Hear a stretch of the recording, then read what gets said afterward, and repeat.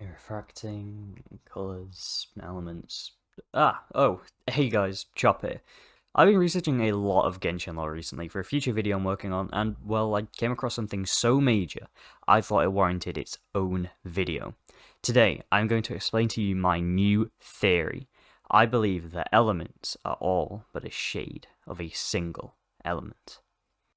You see, I first came across this when I read the description of a name card. Did anyone even know that they had descriptions? Anyway, the play banner in question is the colours of the rainbow name card, rewarded with after completing all the achievements under the Elemental Specialist achievements. It reads, light can refract into countless colours, but people stop at 7 because they're lazy to count. Perhaps the elements are like that too. Ignoring the poor grammar it was written with in the English translation of the game, this is an incredibly important and foreshadowing description. It literally questions the similarity of elements to that of colours and their spectrum-like behaviour. So, what does this mean? A spectrum of elements would be very different to the fixed states we know now. However, it could make a lot more sense. How can the Traveller resonate with the various statues to become their element? Wait, run that back? Resonate? They literally state that the Traveller resonates with the statues, which in physical terms would reason that he matches the frequencies of the statues, a very wave-like property to have. I'm going to bring you back to some GCSE physics here, but let's take a look at the electromagnetic spectrum.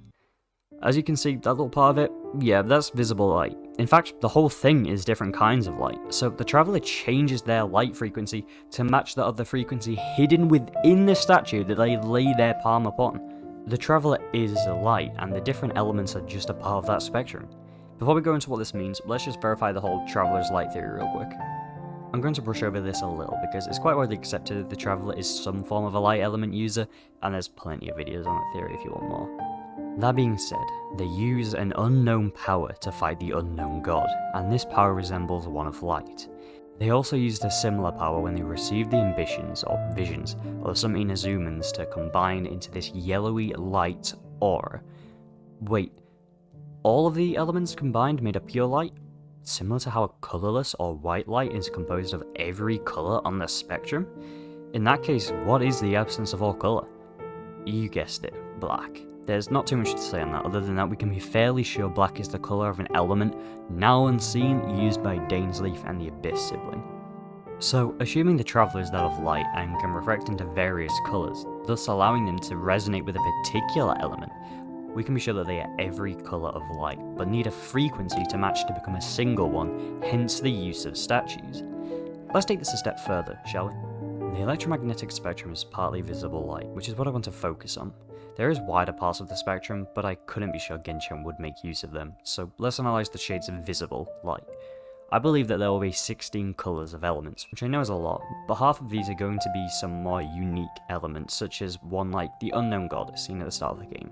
The reason I think there will be as many as 16 is because of the chess piece theory you can look up, the two sides of the chessboard making up a total of 16 pieces that are not pawns. However, I wouldn't rule out the possibility that the two twins are pawns of opposing sides, or the same side, or just pawns in some way. Okay, so let's go through the ones we know so far. Electro is purple, Hydra is light blue, Cryo is cyan, Anemo is turquoise, Dendra is light green, Pyro is red, and Geo is probably gold, at a best guess. This means that we are missing potentially 9 colours, 2 of which are obviously white and black. The ones remaining are likely pink, yellow, dark blue, dark green, violet, orange, and probably chartreuse. However, there are many possibilities, potentially black and white even being counted as separate to that. Do I think that all of these colours representing elements are going to be playable? Probably not, no. As I suggested already, I think that the opposing sides of the meta chess game is going to be made up of at least somewhat of Celestia, but maybe it would rather be the Abyss. However, I think they will turn out to be our allies alongside the Fatui, all to bring the heavenly gods to their knees. This is somewhat all I can consider for the theory in terms of the Traveller. However, I do have one last piece of evidence, an intriguing detail. You see, in the new special part of Inazuma and Konamiya, there are some very interesting books about how the world of Teyvat, and partially the outside universe, the Dark Sea, functions and begins. In one of the books found, the Primordial One, the first being to rule over Teyvat, after slaying the dragons that ruled the lands, was said to have created 4 shades of itself. One of these shades is Istaroth, who held dominion over both time and wind. This I think has some implication to my colour theory, because of the use of the word shade in this. That's a very strange word to use because it doesn't actually have a plethora of definitions. According to Oxford Dictionary, shade is defined by a colour, especially with regard to how light or dark it is, or as distinguished from one nearly like it. Sorry, what? A shade is a colour? Istaroth and the other 3 shades of the Primordial One are 4 colours of one who made up all of Teyvat for human life. I could even theorise that Istaroth was a green colour from this being, given how the 4 most primary colours are red, yellow, blue, and of course, green. The reason I think Istaroth in particular is the latter from this list is that she ruled time and wind. The wind, or animo element, is seen as a shade of green in the modern world of Teyvat. I believe that these 4 shades were the 4 primary elements and have since then refracted into more shades of colours that we can see now as elements.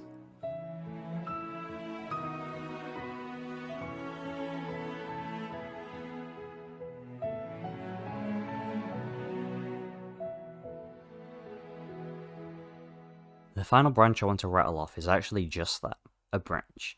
Because I don't want this video to last an eternity and overload everybody's brain, I'm going to save you all the trouble of the proof of concept for this theory and instead link you to a video in the description that will give you some evidence for this next point if you are interested in that.